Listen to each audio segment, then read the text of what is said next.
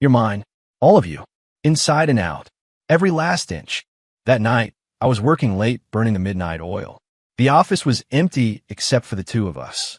Victoria Vance, my boss, the woman known throughout the company as the Ice Queen. She walked toward me, the clicks of her heels echoing in the silence. She stopped right in front of my desk, her red lips parting slightly. Her voice was a husky whisper, cold and tempting. "Caleb, you've been watching me for a long time. Do you want a taste? My name is Caleb Miller. I'm 26, a product manager at a tech company in San Francisco. If you were to ask me about the single biggest turning point in my life, I'd tell you without a moment's hesitation. It was the night I slept with my boss, Victoria Vance. It all started 3 months ago. It was 11 o'clock at night, and the only people left on our floor were Victoria and me. She's the director of our department. 30 years old, gorgeous, but usually as cold as a statue. Behind her back, everyone called her the Ice Queen, myself included. "Caleb, this proposal still has issues." She sat across from me, her long, slender fingers tapping on the conference table. There's a logical flaw in step 3 of a user experience flow. I stared at my laptop screen, my eyes burning with fatigue. This was the 8th revision I'd done today. "Ms. Vance, it's getting really late. Maybe we could look at this tomorrow." "Tomorrow?" Victoria looked up, her sharp, almond-shaped eyes holding an authority that was impossible to question. "The client needs to see this first thing in the morning. You think we have tomorrow?" I took a deep breath and went back to work. That was Victoria Vance for you. A workaholic, a perfectionist, someone who never tolerated the slightest imperfection. Another hour passed. I finally had to stand up, desperate for a glass of water from the break room. As I walked past her, I inadvertently glanced at her monitor. It wasn't a work document on her screen, but a messaging app. I caught a few lines of text. "Tori, when are you coming home? Mom made you some lasagna. Mom, I'm still at the office. It's going to be a late one. Honey, work is important, but you have to take care of yourself.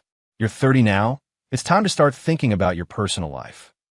I saw Victoria's fingers pause over the keyboard for a long moment before she finally typed back a single word. "Okay." In that instant, it hit me. This powerhouse of a woman, who commanded respect and fear in the office, was just a regular daughter when she went home. "Have you seen enough?" Victoria's voice, sharp with anger, cut through the air behind me. I jumped, quickly stepping back. "I'm sorry, Ms. Vance. I didn't mean to." She closed the message window and swiveled her chair to face me. Only 2 desk lamps were on, casting a soft, yellow glow that seemed to soften the sharp angles of her face. "Caleb," she said, her voice suddenly quiet. "Yeah, what kind of person do you think I am?" The question caught me completely off guard. I looked at her, really looked at her for the first time in the 2 years we'd worked together. She was wearing a white silk blouse and a black pencil skirt. The top 2 buttons of her blouse were undone, revealing a small, perfect patch of pale skin. "I think you're very professional," I answered honestly. "Professional?" She let out a short, bitter laugh. "And driven, extremely capable. You have high standards. Cold, harsh, unreasonable," she continued for me. "And I bet some people call me the Ice Queen, right?" I didn't answer, but my silence was an admission. Victoria stood up and walked to the floor-to-ceiling window. The city lights of San Francisco sprawled out below, her reflection a faint silhouette against the glass. "You know, sometimes I wish I could be like other women. Go shopping after work, see a movie, grab drinks with friends." Her voice was so soft, it was almost a whisper, as if she were talking to herself. "But I can't. I'm Victoria Vance. I'm the director of this department. I have to be stronger than everyone, calmer than everyone, more perfect than everyone." I didn't know what to say. I had never seen this side of her. "Do you want to know why I'm so hard on you?" She turned around, her eyes filled with an emotion I couldn't decipher. "Why?" "Because you remind me of myself." She walked toward me, each step slow and deliberate. When I was younger, full of ambition, thinking that if I just worked hard enough, I could get anything I wanted. She stopped right in front of me, so close I could smell the faint, clean scent of her perfume. "Caleb, do you think I'm beautiful?" The question was a lightning strike. I looked at her delicate features, her long, graceful neck, and the eyes that were now locked on mine. "Yes," I said, speaking the truth from my gut. "Then do you want me?" Her hand came up to gently cup my cheek. The warm touch sent a jolt through my entire body. Victoria, call me Victoria. She rose on her toes, her lips brushing against my ear. Tonight, I don't want to be Ms. Vance. I just want to be a woman. I could feel her warm breath on my skin, and in that moment, every rational thought evaporated. I pulled her to me and crushed my lips against hers, the same lips that had delivered so many cold, cutting remarks. She kissed me back fiercely, as if releasing a torrent of emotion that had been locked away for years. Caleb, she murmured against my ear, her voice trembling. That night, in the empty office, we did something we never should have. It was like she transformed into a different person. All the coldness, all the professional distance, melted away, leaving behind a woman who was desperate to be loved. Afterward, she lay curled against my chest, her fingers tracing idle circles on my skin. Caleb, do you think I'm easy? No, I said, stroking her long, dark hair. I think you're real. She looked up at me, her eyes filled with a tenderness I had never seen before. Will you be my boyfriend? I was stunned. Hearing those words come from the Ice Queen, Victoria Vance, felt completely surreal. Are you sure? I'm just a product manager. I don't care, she said, her voice firm. I only care about you. In that moment, I felt like the luckiest man in the world. After that night, Victoria changed. The next day at work, she was the same cold, professional director. In meetings, she criticized where criticism was due and pushed for results without mercy. But I was the only one who knew about the secret text she'd send me when no one was looking. What do you want for lunch? My treat. You were staring at me the whole time in that meeting. Working late tonight. Every message made my heart race. This secret we shared felt like a game that only the two of us were playing. After hours, she would find any excuse to stay late with me. Revising a proposal, organizing files, checking on server status. Anything would do. Once the office was empty, she would transform back into the woman who would melt in my arms. Cal, she started calling me that, her voice so soft it was like honey. I like your tie today. She would sneak up behind me and wrap her arms around my waist. I brought you coffee. A latte, just how you like it. She remembered every single one of my preferences. The most surprising thing was that she started learning how to cook. The Victoria I knew was a quintessential city professional. Every meal was either takeout or from a restaurant. But now, she started cooking for me on the weekends. Cal, come and try my lasagna from scratch. How is it? Is it good? She would watch me with the eager anticipation of a little girl, waiting for my verdict. Even if her first few attempts weren't great, I'd always tell her it was amazing. Seeing her happy smile was more satisfying than any gourmet meal. 2 months into our relationship, she made a request. Cal, let's move in together. We were at her apartment that night. It was my first time there. It was beautifully decorated, modern, and minimalist, but it felt like it was missing the warmth of a real home. Move in. I was a little surprised. Isn't it a bit fast? It's not fast, she said, shaking her head and looking at me seriously. I'm 30 years old. I don't want to waste any more time. When she said that, there was an urgency in her eyes I couldn't quite place. Besides, I want to be able to see you every day. She leaned her head on my shoulder, to see you when I wake up in the morning and right before I go to sleep at night. I was touched by her directness. When it came to her feelings, Victoria was far braver than I ever imagined. Okay, I agreed. She lit up like a child, jumping up and down on the sofa. Really? You'll really live with me? Seeing her so excited made me smile. This was a side of Victoria that only I got to see. On moving day, she took the day off to help me. As I put my clothes into her closet, she sat on the edge of the bed, a blissful smile never leaving her face. Cal, your clothes are next to mine now. She pointed at the closet, her voice filled with a deep satisfaction. Yep, we're family now. Family. She repeated the word, a strange light glinting in her eyes. That evening, she cooked a huge dinner. Her skills were still developing, but I could feel the effort and love she poured into it. Cal, what do you think of our little home? She linked her arm through mine like a newlywed wife. It's cozy, I said honestly. So you'll stay here, right? You won't leave? She asked it suddenly, and there was a flicker of anxiety in her voice. Of course I won't leave. I gently squeezed her cheek. Didn't we agree we'd be together forever? She smiled, but I couldn't shake the feeling that something was slightly off about it. The first 2 weeks of living together were perfect. At home, Victoria was a completely different person. The powerhouse director was gone, replaced by a woman who doted on me, constantly asking if I was warm, if I was hungry, if I needed anything. But slowly, I started to notice some strange things. Cal, why were you so late getting home tonight? I gotten home half an hour later than usual because I was helping a colleague, Josh, with a project. Victoria was sitting in the living room, a storm cloud on her face. I was talking with Josh about work, I told her. Josh, her brow furrowed. That new product assistant. Yeah, he had some questions about the project specs. From now on, have him ask me, Victoria interrupted. You don't need to mentor him one-on-one.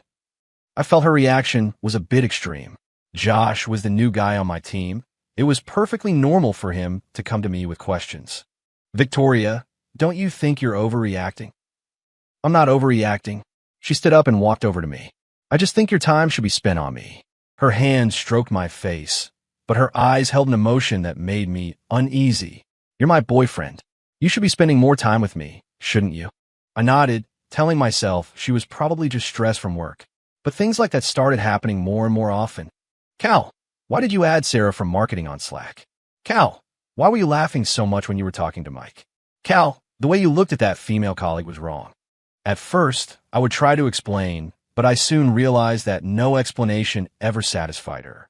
She started demanding that I spend every second of my free time with her. Cal, let's go see a movie this weekend. But I promised my old college roommate I'd go to his barbecue.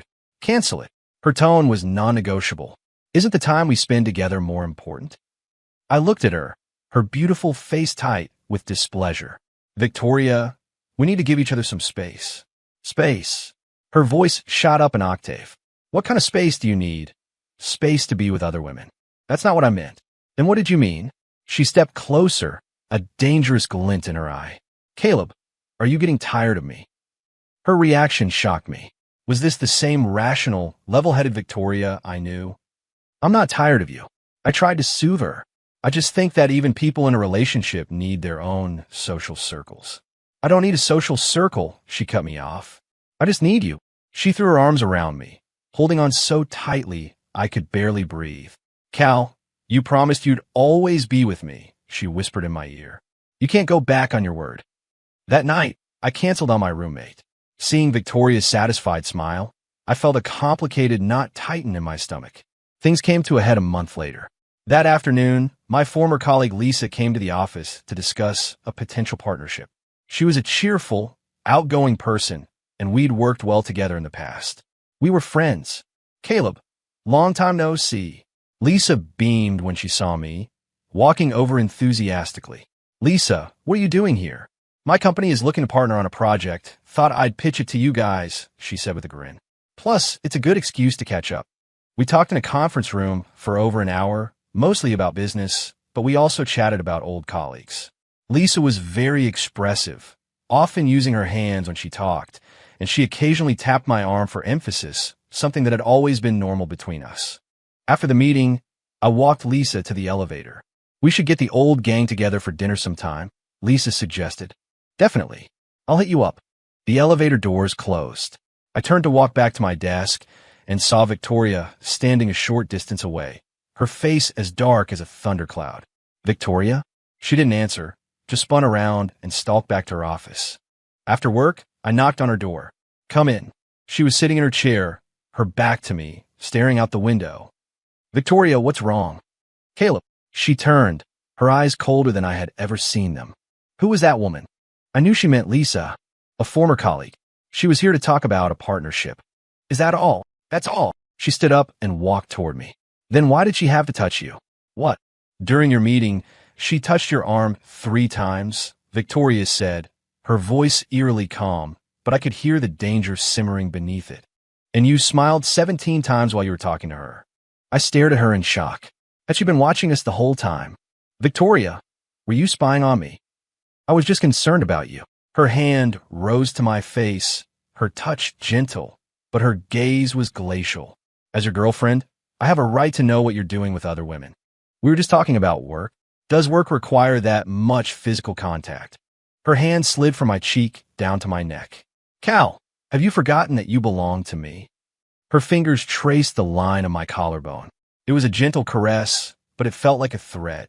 Victoria, this isn't normal. Not normal. She laughed, a sound that sent a chill down my spine. Loving someone means wanting to possess them completely. What's not normal about that? She stood on her toes, whispering in my ear. Cal, from now on, you're not to have any one-on-one contact with any other woman. That includes for work. That's impossible. Then you have a choice to make. She stepped back, a fanatical light dancing in her eyes. Either you agree to my terms, or we break up. I looked at the stranger standing in front of me, unable to believe this was the woman I loved. Just give me some time to think. There's nothing to think about.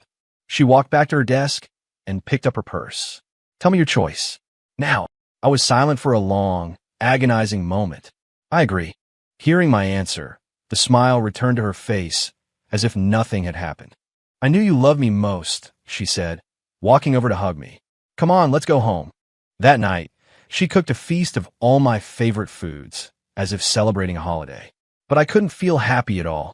I was beginning to realize that the woman I had fallen in love with was far more complicated and perhaps far more dangerous than I had ever imagined. After I agreed to Victoria's terms, my life changed completely.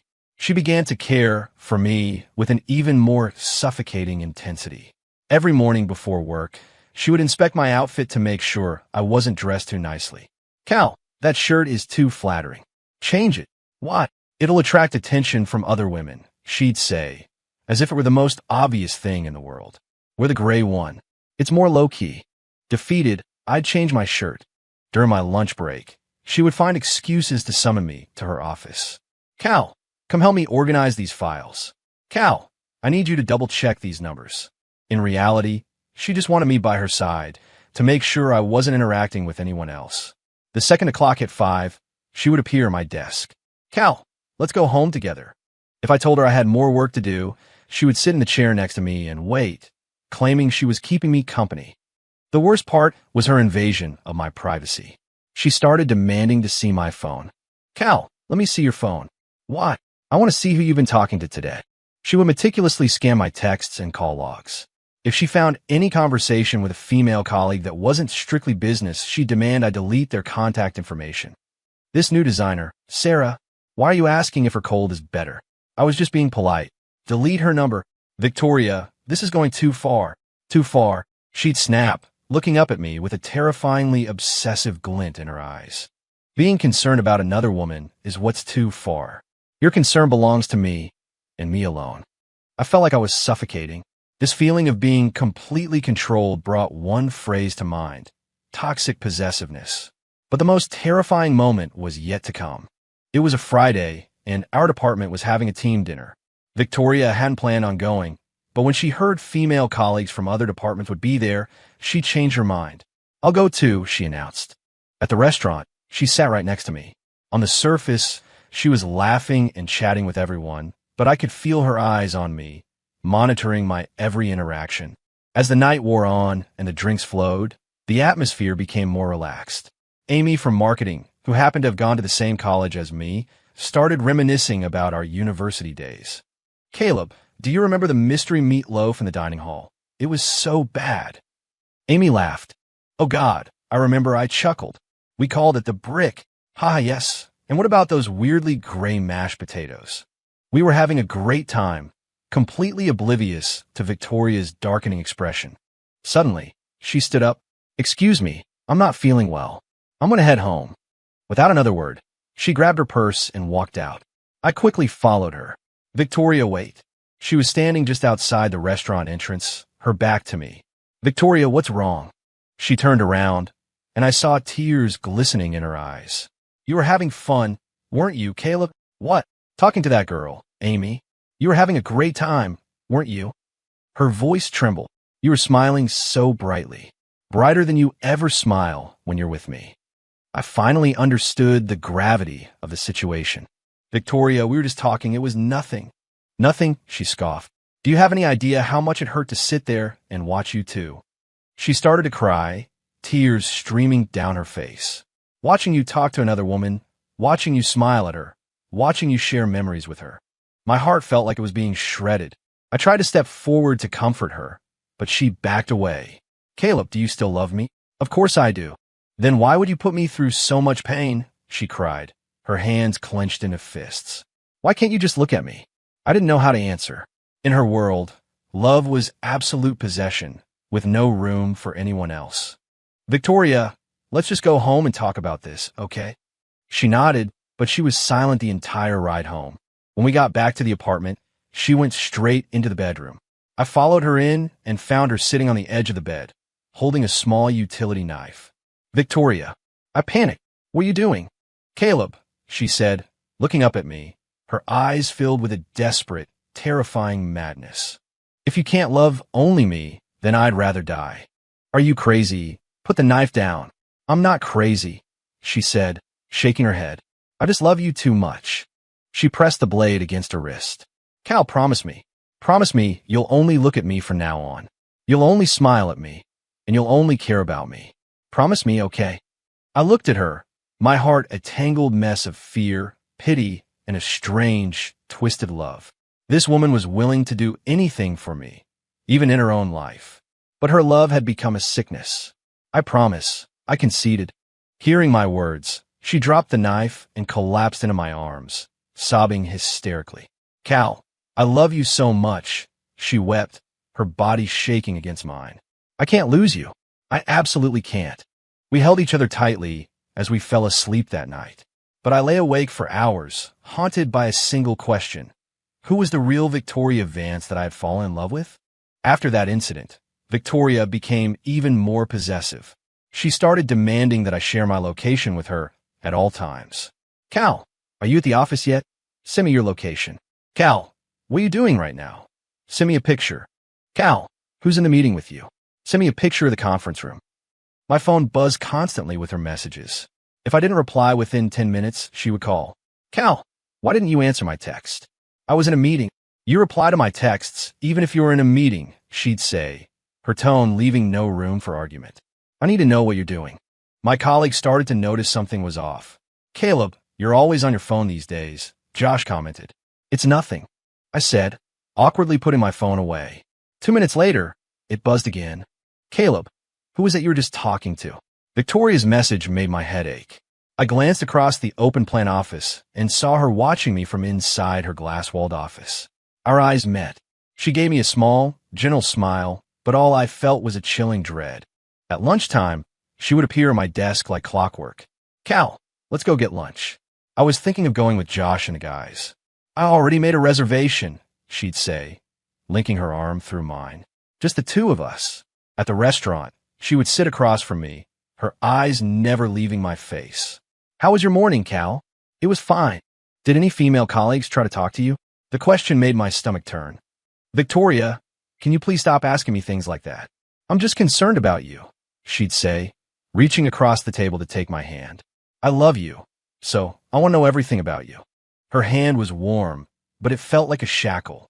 The breaking point was when she started interfering with my work. If a project required me to collaborate with a female colleague, she would find a way to reassign the task to a man. Sarah, you'll be taking over this project. Caleb is too busy. But Ms. Vance, Caleb's been leading this project from the start. I said you'll be taking over, Victoria would state, her authority silencing any further protest. Sarah would shoot me a confused, apologetic look, and I would just stare at my desk in shame. Gossip started to spread through the office. Some people said I was on the director's bad side. Others whispered we must have had some personal conflict. No one knew the truth. My performance at work plummeted. My projects were constantly being shuffled, and the looks from my colleagues became a mixture of pity and suspicion. I started having insomnia, lying awake all night, haunted by the image of Victoria's possessive eyes. One night, unable to sleep, I slipped out of bed and went to the balcony for a cigarette. It was a new habit. It was the only time I felt like I could escape her control, even for just a few minutes. Cal, what are you doing? Victoria's voice came from right behind me. I flinched, dropping ash on my pajama pants. I couldn't sleep, just having a smoke. She came and wrapped her arms around me from behind, resting her chin on my shoulder. Is work stress getting to you? Her voice was impossibly gentle. Do you want me to lighten your workload? No, it's fine, I said instinctively. I'm fine. You're lying. Her voice turned cold. You haven't been happy lately. Are you regretting being with me? I turned to face her. Seeing the tears welling in her eyes sent a pang of guilt through me. No, Victoria, it's not that. I'm just what? She pressed. I just need some space, I finally said, the words tumbling out. Victoria, this isn't love. Love is about trust and respect, not control and possession. Her expression froze. Tears began to slide silently down her cheeks. So you think I don't love you? You love me, but your love is suffocating me. The words hung in the air, a blade that had just pierced her heart. She stumbled back a step, the color draining from her face. So that's what I am to you, she whispered, her voice barely audible. I thought I was giving you all my love, but to you, it was just a burden. Seeing her look so broken and fragile was agonizing. I wanted to pull her into my arms and tell her it wasn't like that, but my feet felt rooted to the spot. Victoria, we can change this together. Change. She let out a sudden, terrifying laugh. Caleb, loving someone means wanting to own them completely. What's there to change? She turned and went back to the bedroom, slamming the door behind her. Victoria reverted to the person she was when I first met her, cold, distant, and strictly professional. At the office, she wouldn't even look at me. At home, we slept in separate rooms, living like strangers. This went on for 2 weeks. I thought she was just angry and that she'd eventually come around. Then one day, I saw her laptop. She had left in a hurry and forgotten to close it. The screen was open to a document, the Diagnostic and Statistical Manual of Mental Disorders. The cursor was blinking next to a specific passage. The primary features of borderline personality disorder included deep fear of abandonment, unstable relationships, extreme emotional swings, impulsive behavior, and inappropriate, intense anger. My heart seized in my chest. Was Victoria researching her own mental health? Just then, the doorbell rang. I opened it to find a middle-aged woman I didn't recognize. Hello, I'm Dr.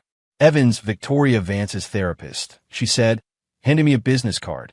Ms. Vance missed her appointment today, and I was concerned, so I took the liberty of stopping by. I was stunned. Therapist, Victoria is... It seems she hasn't told you, Dar. Evans said with a sigh. Ms. Vance has been in treatment for 3 months. She was making progress, but she suddenly canceled all her future appointments yesterday. 3 months. That was exactly when we had moved in together. She had been secretly getting help this whole time. Dr. Evans, what's wrong with her? I'm sorry, I can't disclose patient information, the doctor said, then hesitated. But as her partner, you have a right to know what she's going through. Ms. Vance exhibits tendencies of borderline personality disorder, which is linked to trauma from her childhood. Trauma. Her father abandoned their family when she was 10, and her mother subsequently fell into a deep depression. Ms. Vance never experienced stable, unconditional love as a child. As a result, she both desperately craves it and is terrified of losing it. My mind flashed back to all the things Victoria had said. Loving someone means wanting to own them completely. It wasn't possessiveness. It was a profound, deep-seated fear. Is she in danger right now? I asked urgently. By canceling her appointments, she's choosing avoidance, Dr. Evans said, her expression grave. In these moments, patients are at a higher risk of self-harm or suicide. Suicide. The image of her holding the knife flashed in my mind, and my blood ran cold. I have to find her. I bolted out the door, calling her phone over and over, but it went straight to voicemail. I raced to all the places she might be. The office, her favorite coffee shop, the park near our apartment. She was nowhere. As darkness fell, I returned home, exhausted and defeated, only to find the front door slightly ajar. I pushed it open. The apartment was pitch black. Victoria? I flicked on the lights and saw her sitting on the sofa, her face completely devoid of expression. You're back. Her voice was unnervingly calm. I rushed over to her and saw the fresh bandages wrapped around her wrist. What did you do? I yelled, grabbing her arm, my heart shattering. Nothing much. Just a few scratches, she said, her tone dismissive. Not deep enough. I won't die. Why? Why would you do this? Because it hurts too much, she said, finally looking up, tears spilling from her eyes. Caleb, I tried. I really, really tried. I try to give you space, try not to control you, but I can't. Every time I think about you leaving me, the pain is so bad, I can't breathe. I pulled her into a desperate hug, wishing I could absorb all her pain into myself. You idiot. I was never going to leave you. But you said my love was suffocating you. That was before I understood what you've been through, I said, cupping her face in my hands. Victoria, let's face this together. Okay, I'll go with you to see Dr. Evans. We'll learn how to love each other in a healthy way. A flicker of hope appeared in her tear-filled eyes. You'd really want to be with someone like me. I love you. All of you, I said, wiping away her tears. That includes your scars, your fears, and your imperfections. She collapsed into my arms, crying with an intensity that seemed to release years of pent-up grief and loneliness. We began the long journey of healing. Victoria went back to therapy, and this time I went with her. We learned how to set healthy boundaries. We learned how to communicate our needs instead of trying to control each other. It wasn't easy. There were countless times Victoria's fear would overwhelm her and she'd break down. There were countless times the pressure felt like too much for me and I wanted to give up. But we held on because we both understood that true love isn't about possession. It's about making a home for each other in your soul, a place where you can always return and find warmth and acceptance. A year later, on a bright spring afternoon, I asked Victoria to marry me. There was no grand gesture. It was just us on our balcony. I got down on one knee and held up a simple, elegant ring. Victoria Vance, will you continue to learn how to love and be loved with me? She nodded, tears of joy streaming down her face as she fell into my arms. In that moment, I knew we had finally found what we were looking for. Not a perfect, flawless love, but the love of two imperfect people willing to become better for each other. Now, whenever I look at my wife sleeping peacefully beside me, I think back to that one night that changed our lives forever. The night we almost lost everything, but also the night we found the key to true happiness, understanding, acceptance, and growing together. This was a story of being broken and being healed, of control and freedom, of despair and hope. And our happiness was just beginning.